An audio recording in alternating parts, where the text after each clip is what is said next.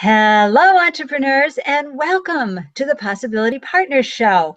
I'm your host, Ande Lyons, your Chief Possibility Officer, and you can find me here every Tuesday at 1 p.m. Eastern, sharing Andelicious advice with entrepreneurial adventurers. And these are conversations with seasoned entrepreneurs, all sharing their best tips, tools, and advice to help you and your business thrive and grow.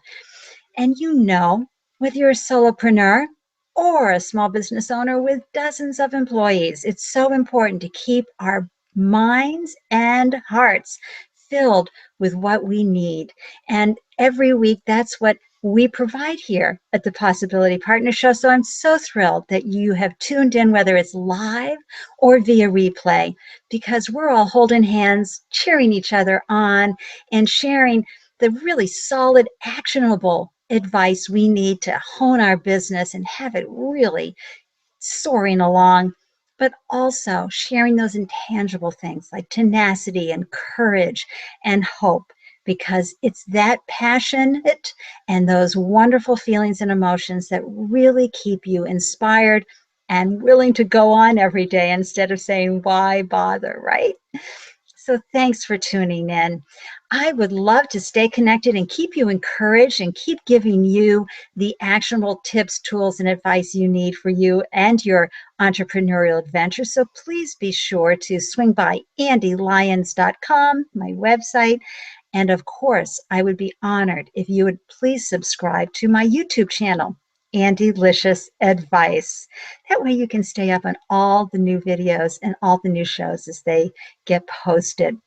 All right, so if you were unable to grab your Smarty Pants hat or your Smarty Pants decoder ring, I got mine on today, that's okay, because our guest today is brilliant at taking very complicated topics and turning them into so delicious bite-sized nuggets that we can all easily digest, and we're going to need it for today's topic. That's right, I have equity crowdfunding expert, the founder of Reality Crowd TV and the virtual incubator and crowdfunding network, the one and only phenomenal Manolis Sfinalakis. Hello, Manolis. Ande, thank you so much for having me on. It's a pleasure to be here. I am so thrilled to have you on because I, of course, have been a fan for a long time, and I've been watching you, and I just kept saying to myself, nobody takes this information and filters it in a way that the average person can truly understand. So I'm so thrilled you're here today. Thank you for joining us on the Possibility Partner Show.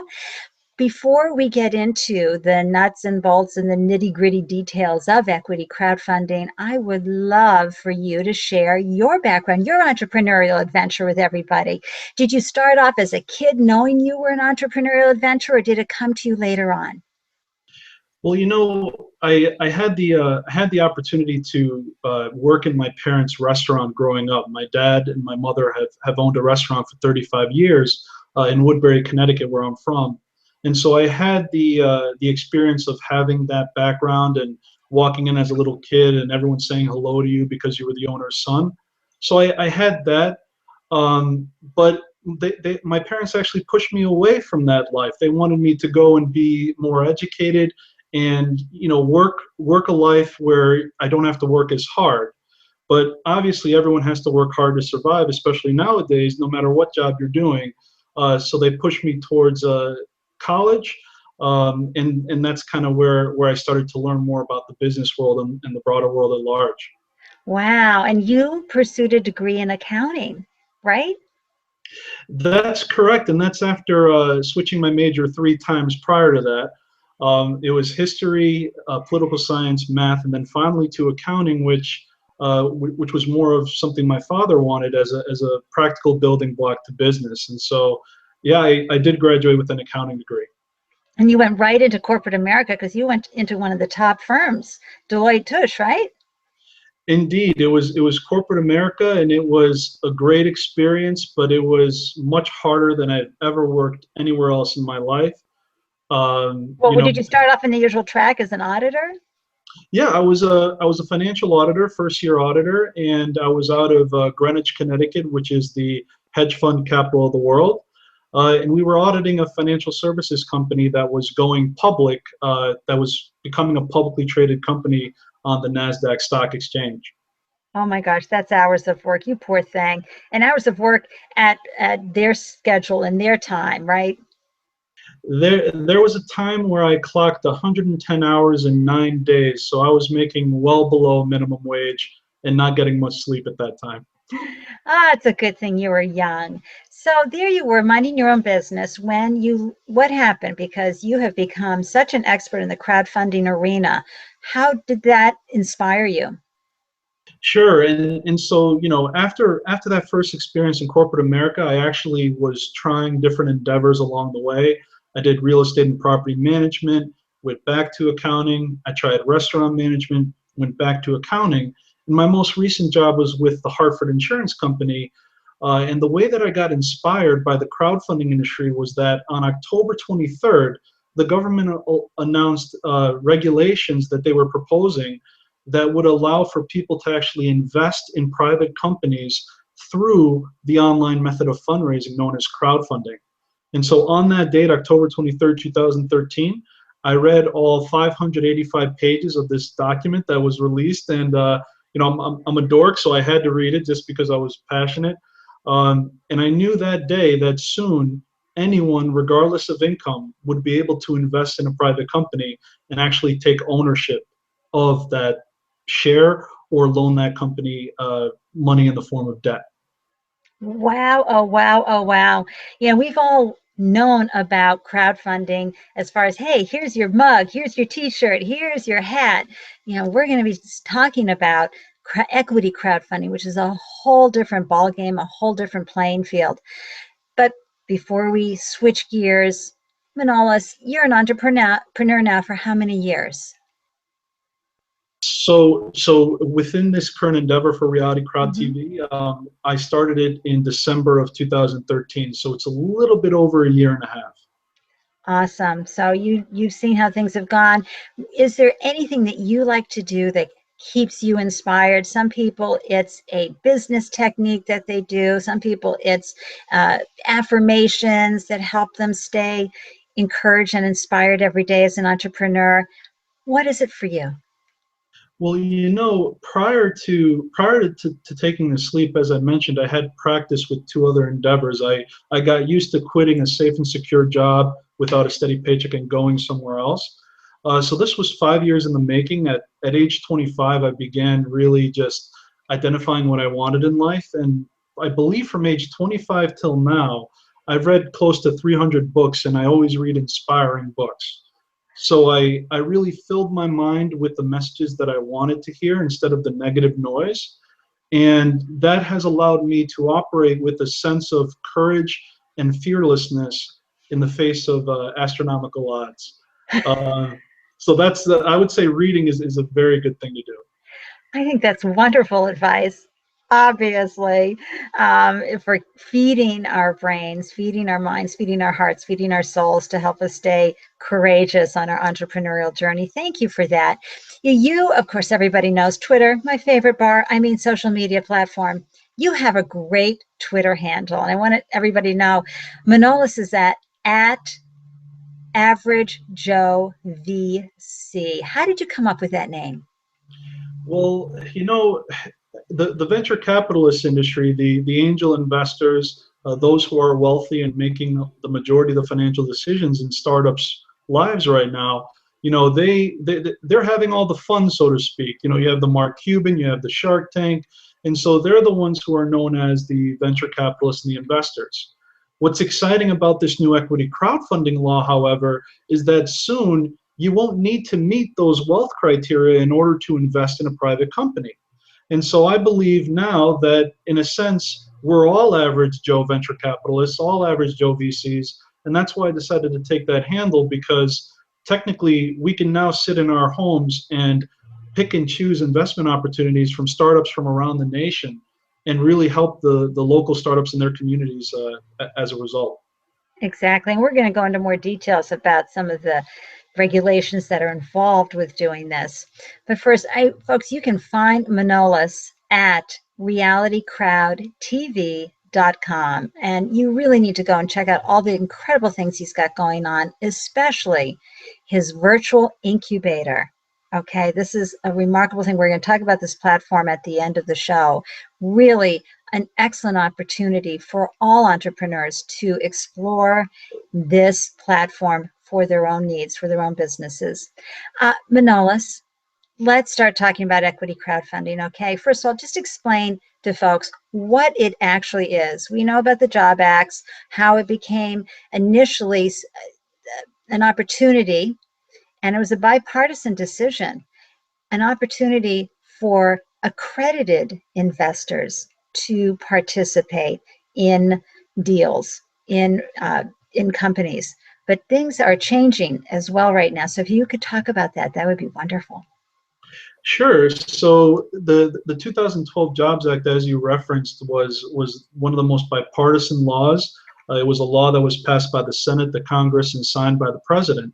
And its whole purpose was to come up with an answer for small businesses and startups that were not able to access capital as freely as they once were due to the Great Recession that happened, from 2008 to, and some people are still feeling it today, to the current date.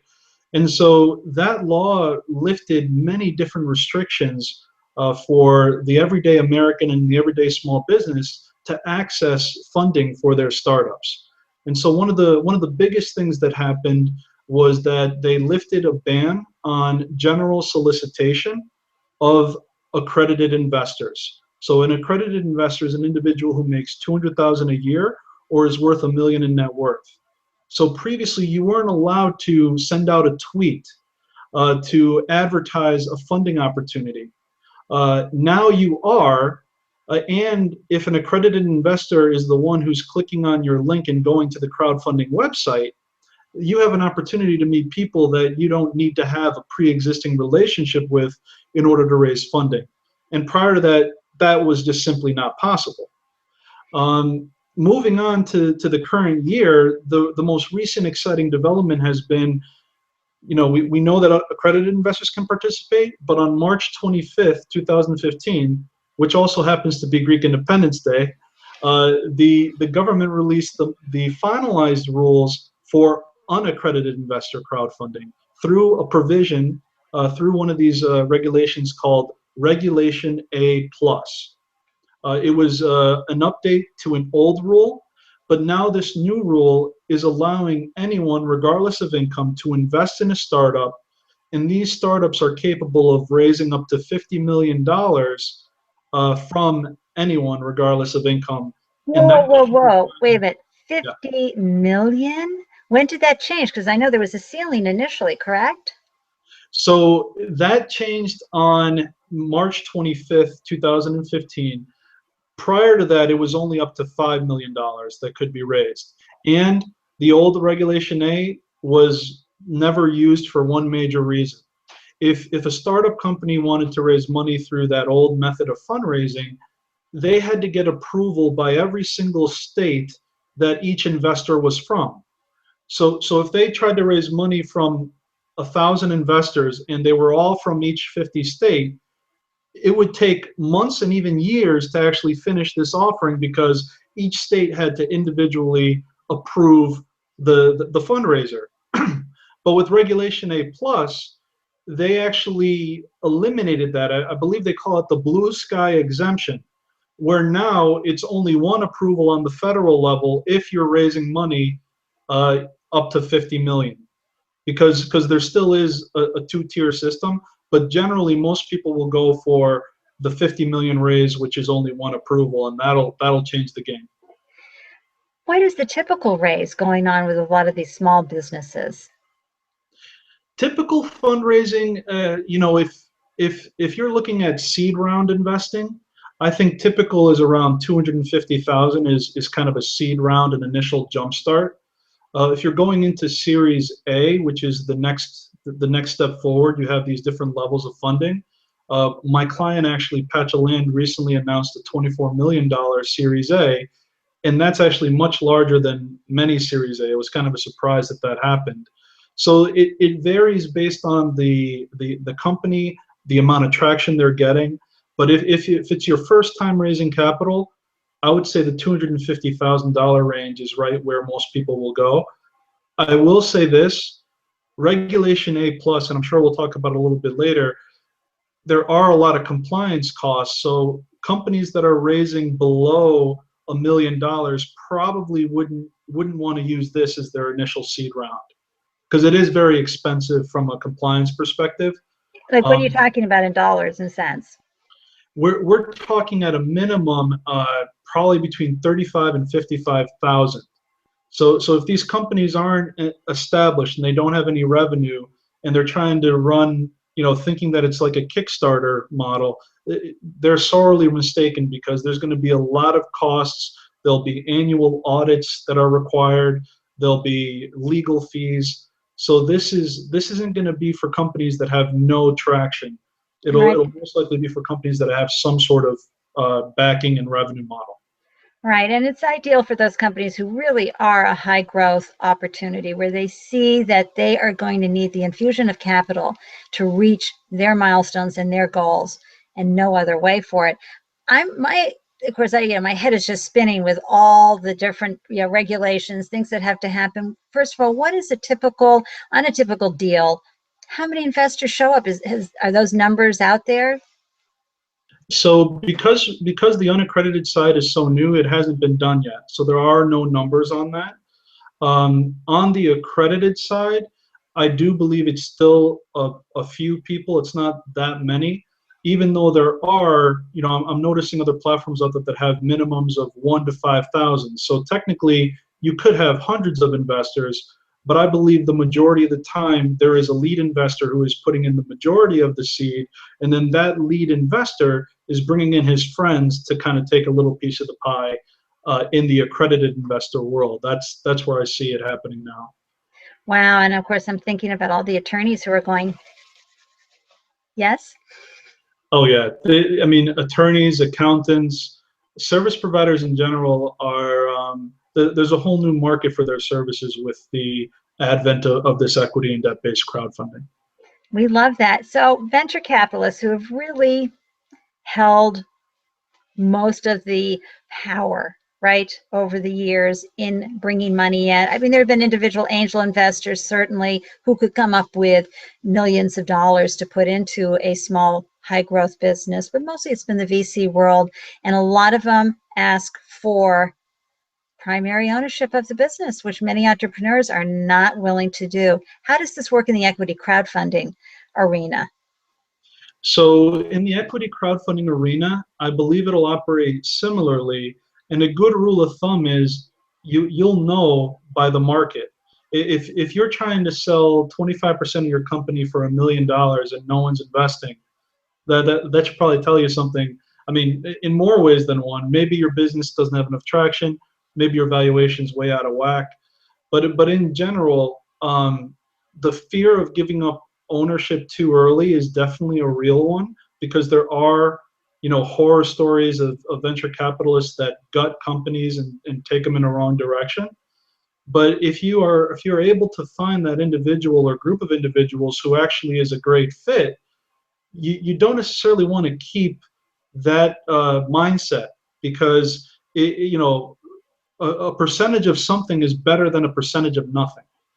Hooray. I'm just going to say that. Listen to that, folks. It's so hard, I know, to give up a business and certainly ownership and an idea that you've created. But boy, if you need capitalization to really soar with your business, you got to let that go. Thank you for saying that, Manos. Go ahead. Yeah, and so I mean, it's very hard to determine what the right fit is. And investment, for instance, doesn't just happen in a day. That you have to meet people, you have to talk with them regularly. They have to inspect what your business is doing. So, in many cases, it won't just be a one day I click on your link, the next day I'm investing. In many cases, it will, but not in all cases. I think that'll happen when you have the herd mentality occur, which could be a risk.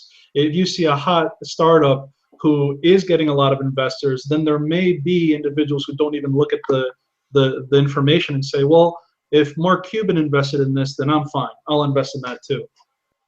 That's known as syndicate investing. Right. And have you seen anything among the small businesses who are doing the equity crowdfunding, their response to managing so many investors? You know, from my own personal experience at collegebroadcast.com, we had over 8 million that we raised, primarily VC, but we had a pool of individual angel investors as well. And I'm telling you, the documentation, the hand-holding, the communication, we were very busy dealing with that all the time. What have you seen? So in different industries, they handle it in different ways. Some of these crowdfunding platforms have built-in compliance software where you literally go to them on the accredited investor side, such as Patch of Land. You would go to their website, the investor would make the investment, and it's up to the compliance dashboard that's provided by Patch of Land to manage the investors and report out what their earnings are over time. So you have, as a value-added service, you have platforms taking on that burden. When people are kind of doing it on their own site, there's some people who do a direct public offering where they just sell shares on their own site without the actual oversight of these platforms. Now, I haven't How do talked you to feel them. about that? Well, I mean, personally, from your experience, how do you feel about that? You know, it depends. It really does depend. There's risk of fraud in some cases if there's no oversight. But if they're using a white label platform, if they're using a branded platform that has those tools to manage it, then I guess that would be okay. Because ultimately, individuals who do that are trying to avoid the massive fees that they're going to rack up elsewhere. So it's a trade-off. It's good for the startup, but is it good for the investor? That's the key. The determinant there is it transparent enough for the investor to feel comfortable that they're making the right choice, or is this a credibility issue that they have to face? All right, and we'll talk more about the investor point of view in just a second, but viewers, really, I mean, you can see how this is not for just anybody, right? You've got to be fierce, you've got to be focused, you've got to be ready. What are some of the attributes for a small business owner that you have seen help them be successful using this equity crowdfunding platform, Manolis? So it is leveraging momentum is a very big thing. Some of these actual investors that I've seen have first gone the traditional Kickstarter and Indiegogo method. And so they prove the concept, prove the consumer demand, and based on the momentum from those particular instances, it makes their lives that much easier when raising capital afterwards. So leveraging the moment is big. Never giving up is another one, and having very thick skin, because you can talk to hundreds and thousands of people or interact with them on social media, and you might not get anything from them. And in situations like that, it's either time to pivot, time to change direction, or time to review what's going wrong. But the ability to kind of stick with it when there's no real visible traction, that's a key component. But of course, you also want to make sure that you're not delusional either. Sometimes the writing is on the wall that you've tried a lot, you've talked to a lot of people, no one's saying anything that they're into it. So maybe there's something you need to do to change, because everyone else is not always wrong. Sometimes you have to look within and say, I might be the problem. Right, as much as you love, love, love what you're doing, it may not have the legs that people are looking for to make that investment. We've all watched the Shark Tank. We've seen how they have really filtered and scrutinized and torn companies apart and really done some brutal questioning. Guess what? That's how it is out there, right, Manolis? It is, and I don't personally like that either. You know, I want a nurturing environment. I want people to, you know, be vulnerable and ask for help. But a lot of times when you see the Shark Tank, everyone's guarded, and they feel as if, you know, no one's going to help me. They're going to tear into my company. I'm going to be a loser, whatever the case may be. But one other thing I want to just add on top of that too. Another key characteristic is giving. Entrepreneurs that provide much more value without the expectation of anything coming in return really build a community, and they build that awareness of themselves as someone who cares. What's an And example of that, Manolis? um, an example is, it's a good question. Because giving more value, that's really important. And I read The Go Giver. I love Bob Berg. Yeah. But at the same time, it's what's an example of someone who's over delivering as an entrepreneur in this kind of platform? So I guess I can tell you top of mind right now. Very little of what we do at Reality Crowd TV is charged for. We all the videos, all the community. There's never been anything that has been charged for that happens within the confines of this community.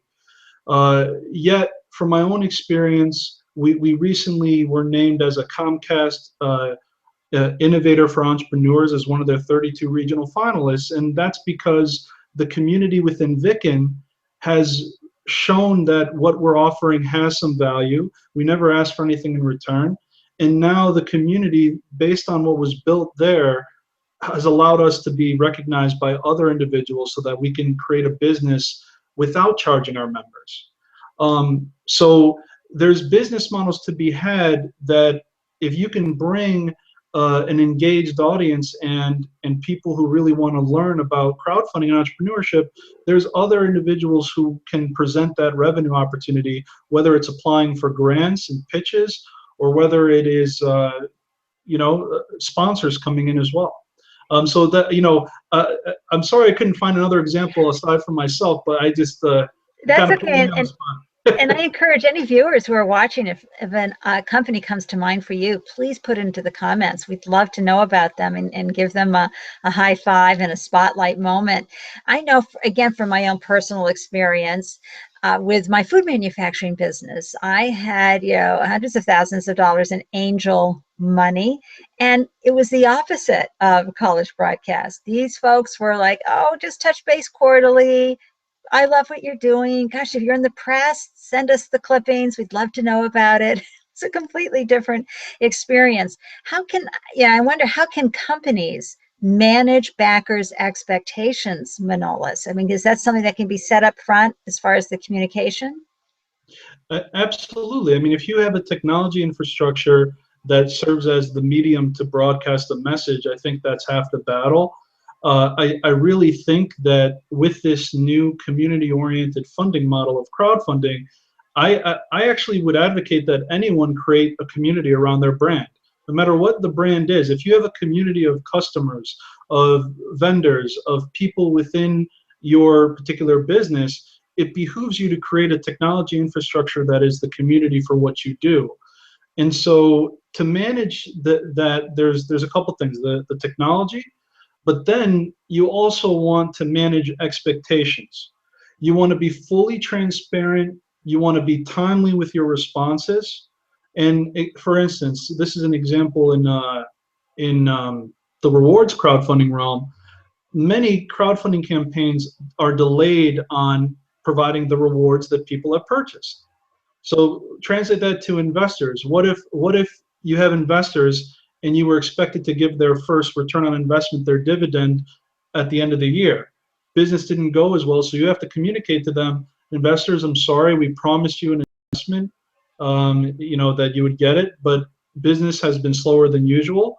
We're going to put that in arrears. You'll be paid it once we make enough revenue for you to get paid. So as long as you have that ability to communicate clearly and not lie and tell the truth, you'll be free from litigation, and you'll be able to really communicate people and build trust on your brand. That's wonderful advice. And we'll go more into that as we look at the micro part of the equity crowdfunding platform. But right now, what kind of criteria can business owners use to decide if this is worth the effort and the expense and the time? Because again, in crowdfunding, it's not just a call and a conversation with a specific investor. It's managing all the little parts and pieces. Plus, as you were just talking about, managing your community all over the place on social media And hello, you got to get the work done. What can small businesses do to help decide if this is the way they want to go? So I will say this, and not just in crowdfunding, but in any kind of funding. It is a matter of life and death in many cases for the business, right?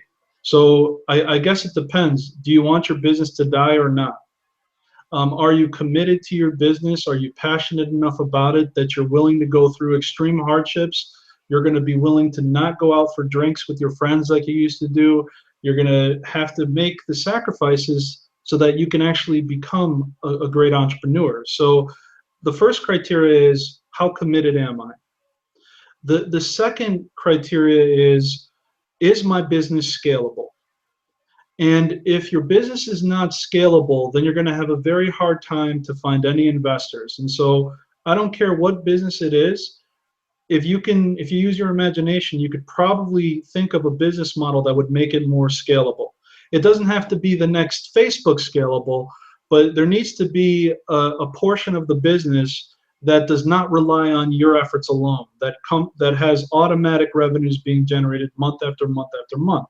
So am I committed? Is it scalable? And the third one is, don't jump in head first, test the waters.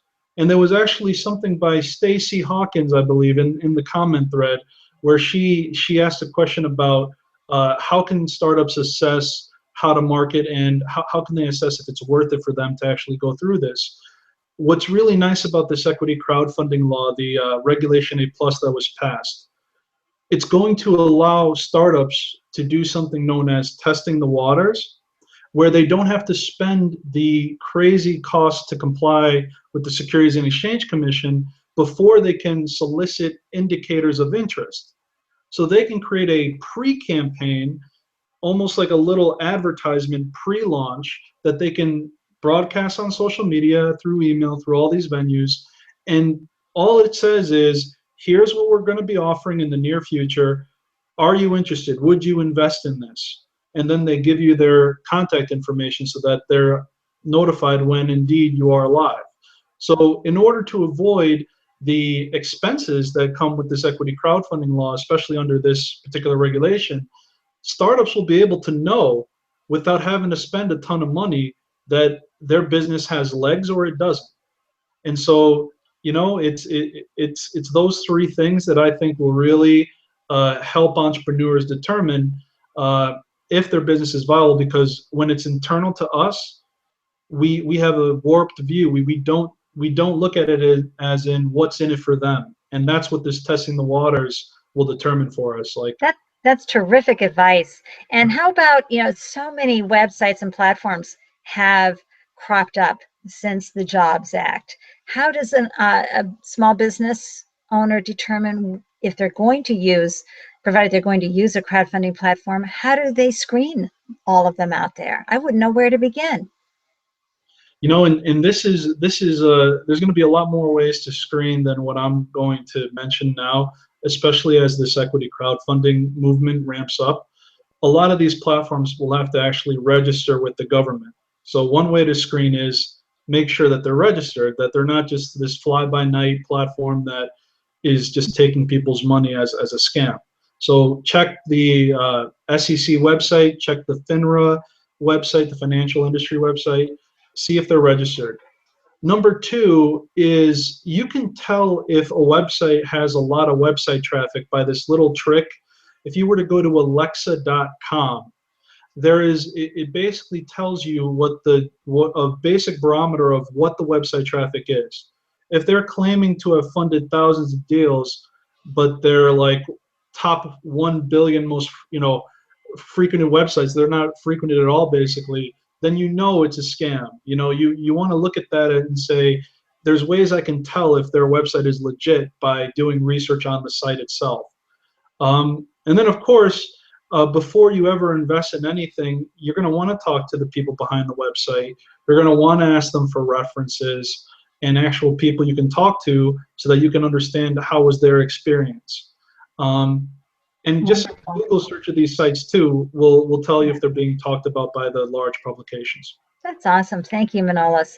Now, investors too, right? Here's an opportunity for those of us who would never have met the accredited criteria. We can now invest in companies that we see on the site going, oh, I would put 5K into that. What advice do you have for the average Joe VC who may not be as experienced, maybe used to having their 401k, or really don't perhaps understand the fact that if you can write that check for 5K, you got to be okay with never seeing it again? You just took the words right out of my mouth. This, you have to treat it as a speculative investment. Uh, you can reduce risk by research, of course, but just in general, as a rule of thumb, if you need the money to survive, then don't do this. Don't do this model because it is a riskier asset class. I do believe, and the SEC has actually stated this too, as part of the Jobs Act, there's a provision, which is the last provision, called Title VII. And that provision is all about investor education. It's tasking the SEC to partner up with government organizations and educational companies to get the word out for investor education. And so there is a massive opportunity to teach people financial literacy. And because crowdfunding is so transparent, once you register for these sites, all these startup companies have to provide business plans, financial plans, marketing plans. And so it's an opportunity for the everyday American to really treat this as an investment, treat this as an educational opportunity, and it'll be a harder barrier to entry, I think, for an investor, because you really need to feel confident, because it's not like buying a Microsoft stock where you could sell it the next day. When you buy this thing, you're going to probably have to keep it for over a year at a minimum, and you might never never get your money back if it goes under. Yeah. So it's a longer term horizon. And it's buyer beware. And that's the beauty of all the education going on out there. And sometimes it's fine. We want to write a check because we feel so passionate and committed to what that company's doing, but you have to know they could go under and you may never see your money again. And you've got to be okay with that. The big VC players, they're happy if 2 out of their 10 make it. Sure, they'd love a higher track record, but at the end of the day, that's how I believe that you need to look at this kind of investing as well for you and your micro portfolio. And speaking of micro, let's talk more about the micro world of the equity crowdfunding arena. And you wrote a wonderful blog post called The 9 Stages of Crowdfunding Success. And folks, I'll put the link in the archives and in the event comment section, because this is a tremendous reference article, part of the reality crowd TV, given back so much value. And Manolis, you do a wonderful job. Can you just highlight the 9 stages? Sure, and for the equity side, some of these would change. It is a good barometer in general, but some of these are also catered for rewards crowdfunding. And so basically, it's a building block and a formula for creating a business that's fundable. The funding element is the final destination.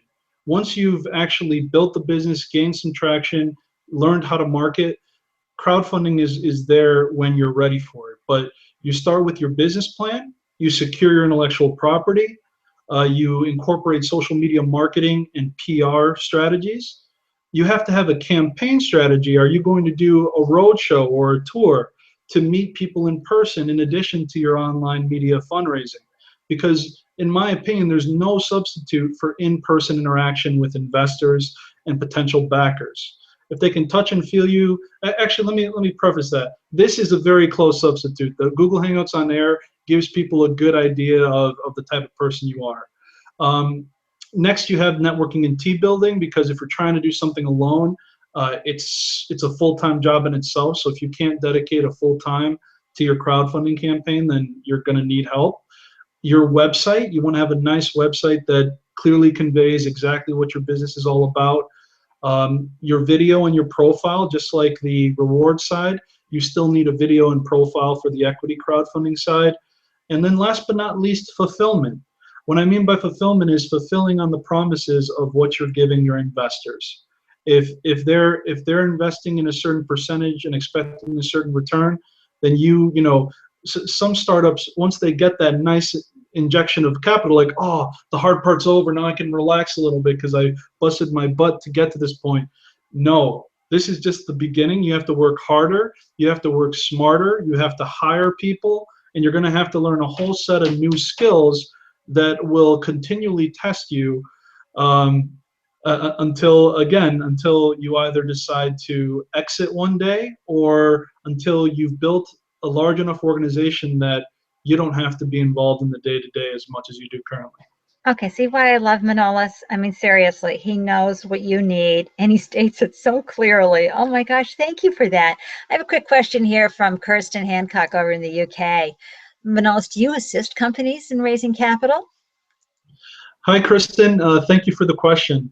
Indeed, we do in a number of different ways. Part of the reason why we created the virtual incubator and crowdfunding network was because 90% of people who came to us, we couldn't help for two reasons. Either number one, they couldn't afford our hands-on services, or number two, we just felt that they needed more information and more education because they didn't understand the enormity of this crowdfunding process. So the first way we can help you is join our virtual incubator. I will actually put a link to it as soon as this is over into the Google events. You can have it. And you can get your baseline understanding and resources, as well as get advice from other community mentors right from that site. The second question is, do we help assist? Yes, we do. That is customized based on the factors of your business. And so we do have a consulting and digital media practice that helps people market and consults them through the 9 stages of crowdfunding. I love that. Thank you, Kirsten, for asking that great question. When you read about her business, you're going to go wild. It's an incredible product and it's very scalable, just saying. Awesome. Can we talk a little bit about what I had no idea, but of course it made perfect sense when I heard about it, which is real estate crowdfunding. Oh my gosh, I love this. Share. Yes. So one of the biggest wealth creators in the world is real estate, as we all know.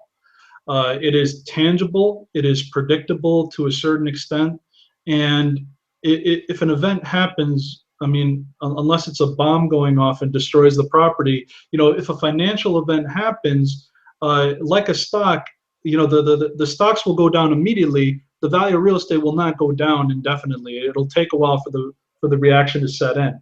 And so real estate's a great wealth creator, and so equity and debt-based crowdfunding have taken hold of real estate as the hottest sector, basically, out of all the other investment sectors. And people are able to invest in a mini REIT, a real estate investment trust, by either loaning a real estate redeveloper capital so that they can fix and flip and then cash out the investors afterwards. Or there is equity crowdfunding happening as well, where a pool of resources is placed into a special purpose vehicle that then goes ahead and uses those funds to purchase and manage a much larger scale hotel or commercial property. Obviously, yeah, and I love real estate for the reason that you can touch it, feel it, know it, whether it's a single family property or multi-unit housing. You can crunch the numbers, you can see it going out 5, 10. And how many years do the real estate crowdfunding opportunities go out? So for the debt side, I can only speak on my client patchaland.com. They're usually between 1 year and 18 months. But when they actually when they actually raised their Series A funding round, they recently announced the 24 million. They now are going to do longer term notes going out as long as 5 years for commercial properties. So they now have the opportunity to raise significant capital there. As far as the equity side, it can vary. It can go 5, 10, 15, whatever the investor is saying is needed. It really is up to them to really have those terms. That reminds me of a question I forgot to ask earlier, which is you, as the investor, use the equity crowdfunding platform, you go in on a deal. Is it an exit strategy, or are the documents set up so that you can get your money back over a period of time? Are there debt structures versus equity structures that are done? what is the time period that someone can expect to get a return on their capital? Sure, and I would say most of the major investors out there are looking at 5-year exits from the time they make the investment to the time they actually get a huge windfall from these startup companies.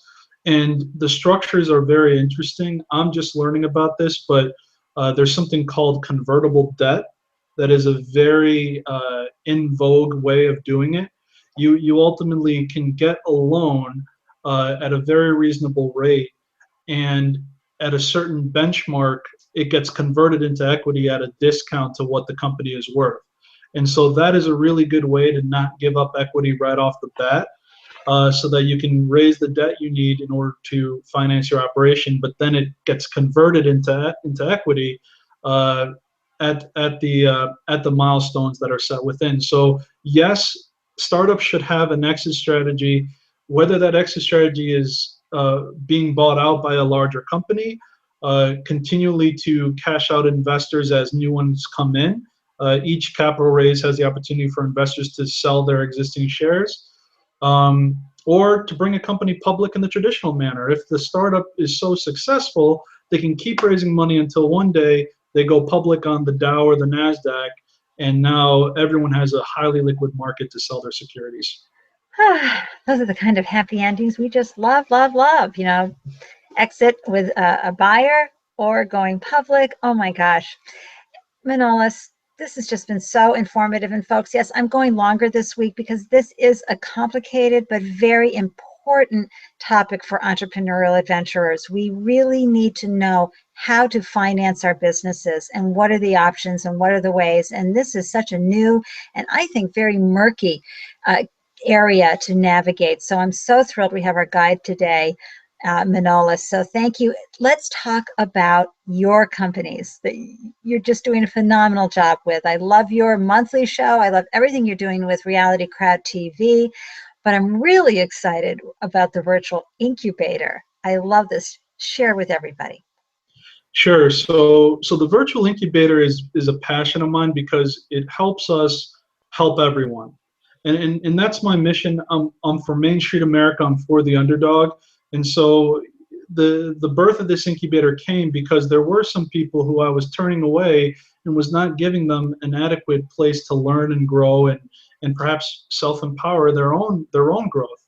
And so the incubator is really going to be that place that provides the tools, resources, and knowledge for entrepreneurs to learn the capital raising process, as well as the other elements that make up small business growth, such as marketing, websites, PR. All these elements fall into the funding circle. And in the future, with the funding that we're going to be getting from Comcast and potentially from some other sources, we will continue to take the traditional incubator model and virtualize it so that Main Street American companies have access to virtual mentors, virtual incubation programs that drive them down the 9 stages of crowdfunding.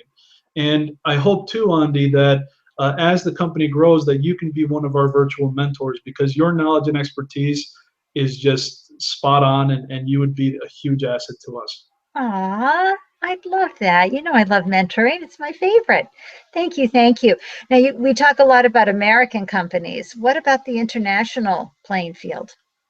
Yes, and we talk about American companies for a good reason, because that's the only expertise I know from equity and debt. I don't know the financial regulations across the globe, but this is not just a US phenomenon.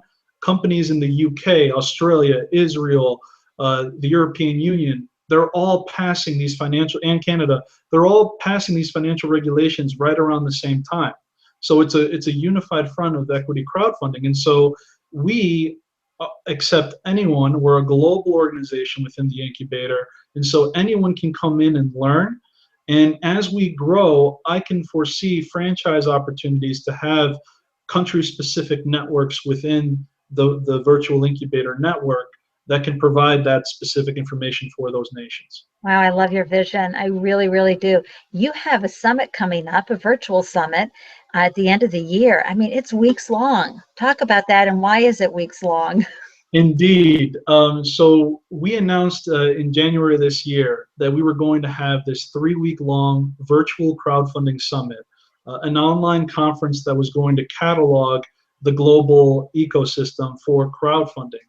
And the reason why it's 3 weeks long is because we need that much time to catalog the industry. We want to make it as that one place where if you attend this event, which every single panel will be recorded, up to 150 panels, potentially up to 600 speakers we'll have from all around the world. This one event will teach you in week 1 equity crowdfunding, in week 2 donation and rewards, and then week 3 we'll do more of a practical crowdfunding boot camp for how-to knowledge on how to do it. And so because of the magnitude of the world stage and how many participants there are, it needs to be 3 weeks. But the great part is we don't expect someone to sit in their chair for 3 weeks straight and watch every single one. We're giving everyone the recordings after the fact so that they can pick and choose which ones are most valuable to them. Awesome. How do folks get on your mailing list for this event? Sure. So if you visit our website, realitycrowdtv.com, we have certain pop-ups that come up that say, would you like to subscribe to our mailing list? So you could contact us through our website or subscribe to those pop-ups on realitycrowdtv.com. If you join the incubator, there's a separate mailing list for exclusive content only to those members. And that site is incubator.realitycrowdtv.com. It's a little bit convoluted. I did buy the domain vicn.org, vicn.org, which I will eventually migrate the site to. But through those methods, you'd be able to get on our terrific. I mean, what an entrepreneurial adventure you are. Seriously, because everything you're doing is filled with so much value for all of us. And really, you've picked a phenomenal niche market to become an expert in. And right, viewers, isn't he unbelievable? I'm seeing everybody nodding yes. Anyway, I have one more comment I want to bring up from the crowd because we've all just been taking notes furiously here. But Dana, I love that this form of funding is in line with relationship marketing and business from person to person. I so agree, Dana. It really is about getting to know folks, right, Manolis? It is, and in fact, you know, even though you don't have prior relationships with many of the people that you're going to meet through crowdfunding, they become your friends. And especially in the investment side, a lot of people, you mentioned how, man, it's going to be so hard to manage these investors. It's going to be a pain in some cases. And granted, it might. If you have certain investors who are a pain, it will be a pain. But the way that I look at this is these investors own a piece of your company. They're going to make introductions to strategic partnerships. They're going to tell their friends and family to buy your product or service. This, in fact, is one of the greatest marketing opportunities in itself. Investor-based advocacy, or whatever you want to call it, maybe there's going to be a new market created for that. How do you get your investors to market your business for you? And that, whoever handles that right there will be doing startups a huge favor, because that right there is the biggest opportunity for investors, is helping your business that you just invested in grow and becoming an integral part of the journey. Thank you, Manolis. Folks, I got to tell you, my live viewers today, mwah, mwah, mwah, I am so grateful. We really all had our heads down, though, taking notes, right? Amazing. But thank you for adding your wonderful, delicious energy. And to those folks who stopped by and said, hey, Andy, I'm going to be watching the replay. Here comes your Moa. I'm going to read a few names off here. Manolis, we've got Novelette Ellis, mwah, Nikki Pesquier, and Glenn Jewett, mwah, and Nicole Lavac, Bobby Hughes Millman, Deborah Oakland, Cherie Valentine, Dave Moore. I got to tell you, mwah, I'm always so thrilled when folks stop by and say, hey, I'm going to be catching the replay. And for all of you who are watching the replay, thank you for gifting yourself with this incredible opportunity and this incredible learning moment for you and your entrepreneurial adventure. Next week, May 12th, I have 2 Smarty Pants attorneys coming on and sharing all the legal documentation, structures, everything you're going to need to know, whether you're launching a startup, growing your small business, you're a solopreneur, you're an entrepreneur, I know you want to stay in compliance, right? And sometimes we just have to buckle down and know the legal side of our business. And these two gentlemen, Rick Gruber and Jonathan Paskey, are going to be joining us. They're from this really cool online website. I just want to make sure, I think it's called, openlegal.co. So that's just going to be great. For those of you who are live, come on into the green room. I mean, here you can have Manolis answer your questions one-on-one, unrecorded. You can chat with other entrepreneurs. I'm going to post in the comment section right after I hit end broadcast the link to the green room. All you have to do is click it. You can keep your video on. Come on in and have a conversation with us. We'll take it even further and deeper on the equity crowdfunding. For those of you who are watching the replay, if you got any questions, put them in the comment section. Manolis is amazing at answering them, and we can certainly guide you to anything that you need to know about this topic, equity crowdfunding. Anything else? Nope, that's it. I got to tell you, Manolis, any last thoughts that you'd like to share before we wrap up? Again, I just want to say, Ande, thank you for having me on the show, and thank you for the wonderful commentors. I want to give a shout out to the Vicken members. We brought a message there, so anyone in Vicken currently, love you guys. I just want to say thank you for watching, and that's about it. Thank you so much. Well, viewers, I truly appreciate the time that you carved out of your life to tune into the Possibility Partner Show. And most importantly, thank you for having the courage to be an entrepreneurial adventurer. I'll see you next week. Mwah! Wishing you an Andelicious day. Bye.